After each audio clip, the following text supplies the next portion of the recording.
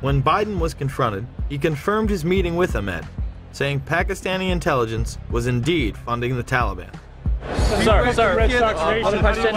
In the days following 9/11, you met with the head of Pakistani ISI, General Muhammad Ahmed. It has since come to light that he ordered Saeed Sheikh to wire $100,000 to Muhammad Atta. Why was he allowed to go back to Pakistan, and why wasn't he questioned, and why were you meeting with him?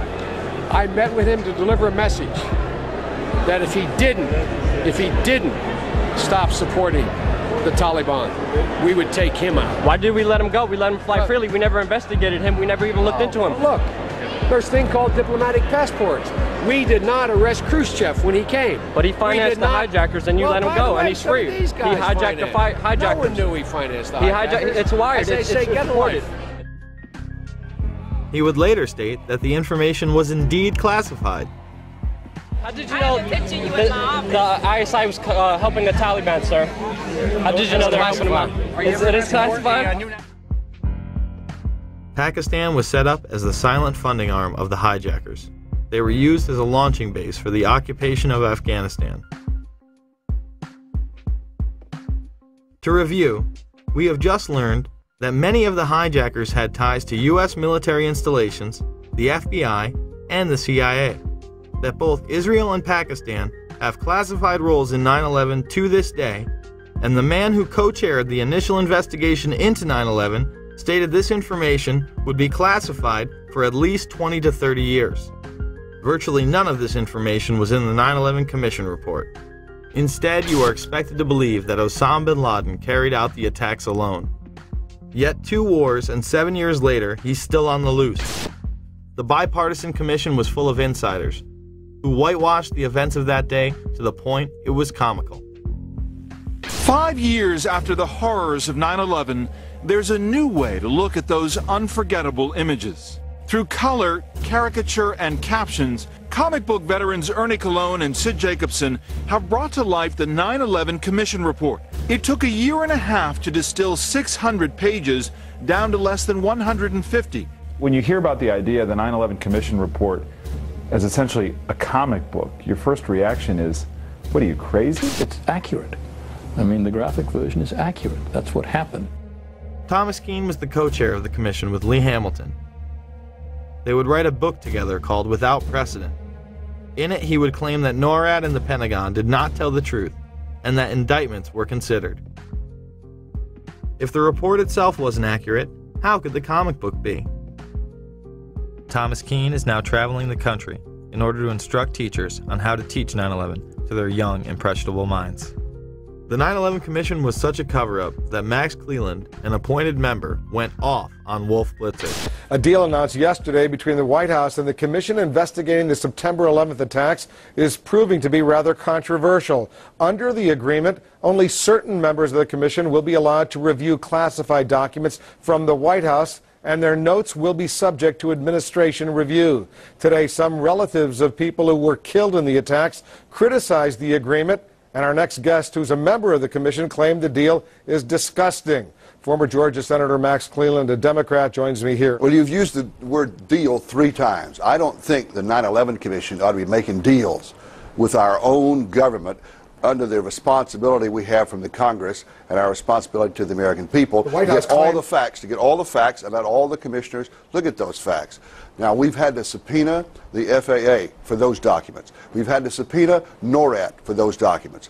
I'm in favor of subpoenaing the White House for the documents we need so that all the commissioners can get to see all the documents that we need. That's the only way we can face the American people and the families and say we have done a thorough investigation independently of the White House and the entire executive branch.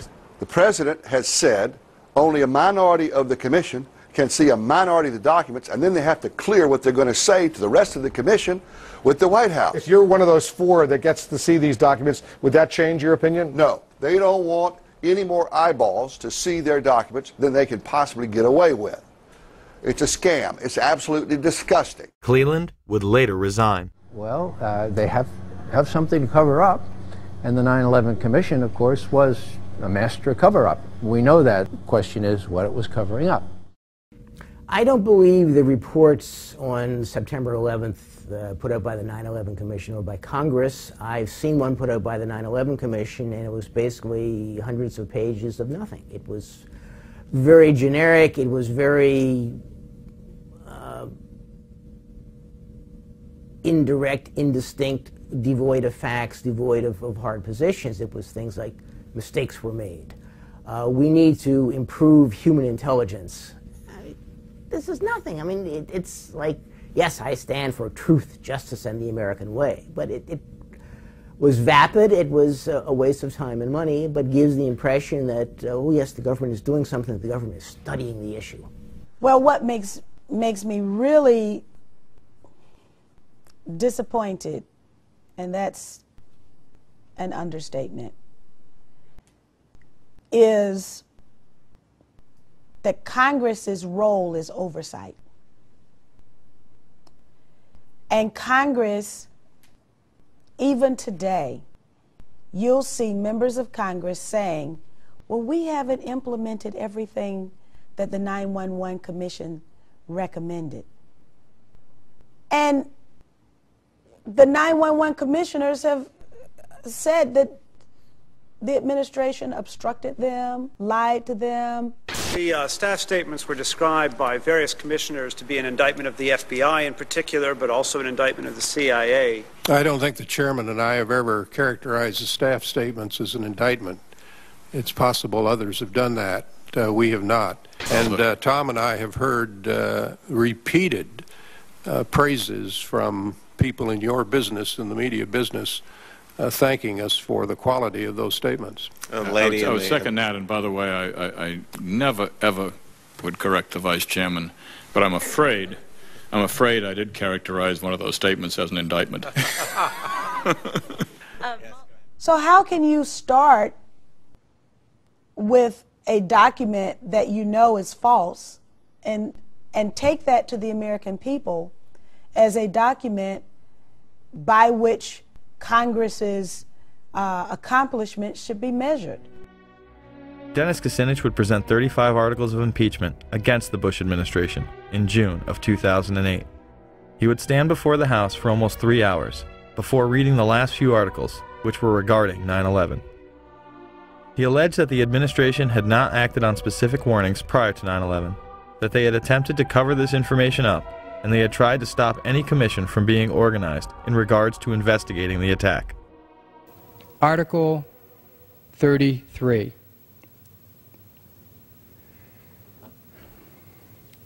Repeatedly ignored and failed to respond to high-level intelligence warnings of planned terrorist attacks in the United States prior to 9/11.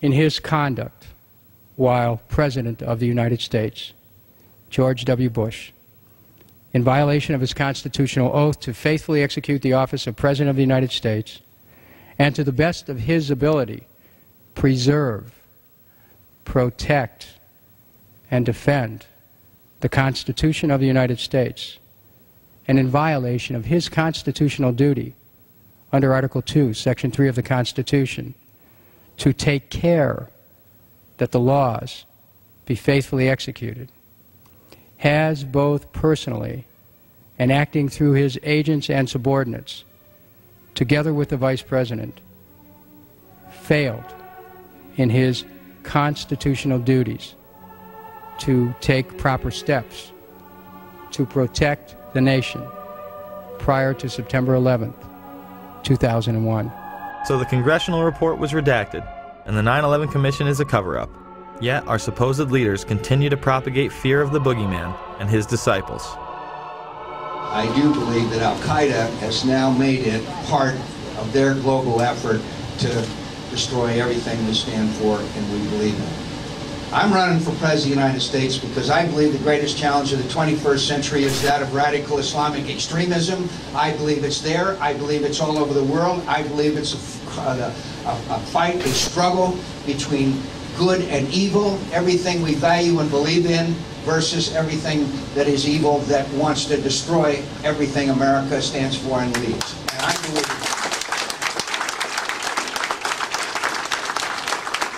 It was an Osama bin Laden job with 19 people from Saudi Arabia.